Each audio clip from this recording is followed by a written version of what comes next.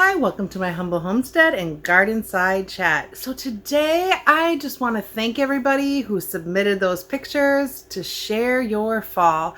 I'm going to post the pictures and where they're from at the end of this video. I'm also going to do a quick what I eat in a day, or actually over a couple of days in the fall. So I can show you some fun fall foods, and I can also show you some of the meals that we have made together. So those two things I am going to show in this video. Stay tuned.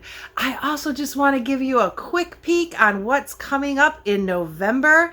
I'm super excited about fall. As part of my budgeting, I'm trying to pay off my debt completely. So with doing that, I'm going to show some super budget friendly DIY gifts that people are going to love. So getting inspired for the holidays, those will be coming up too. Watch in November for those upcoming. And one other thing, this weekend, I am adopting two precious furry babies. Watch for some fun footage of them as well. With all that said, let's get to the videos. Here's what I eat in a day, and after that, we will show you the share your fall pictures. If you still want to submit some, I can always show those in some other videos as well. And thank you to all of those who posted the hashtag share your fall on your channels. I appreciate that, and I had fun looking at those.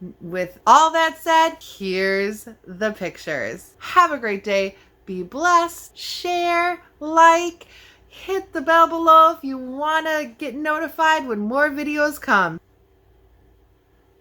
Okay, continue with my what I eat in a day for the fall. I'm having a grilled burger patty. For my fermented foods, I'm going to have some sauerkraut and some pickled cucumbers and some fermented carrots and my butternut squash. I am eating at my desk, as you can see my computer, because I just have a 10-minute break right now. This is my dinner and I'm excited about this squash.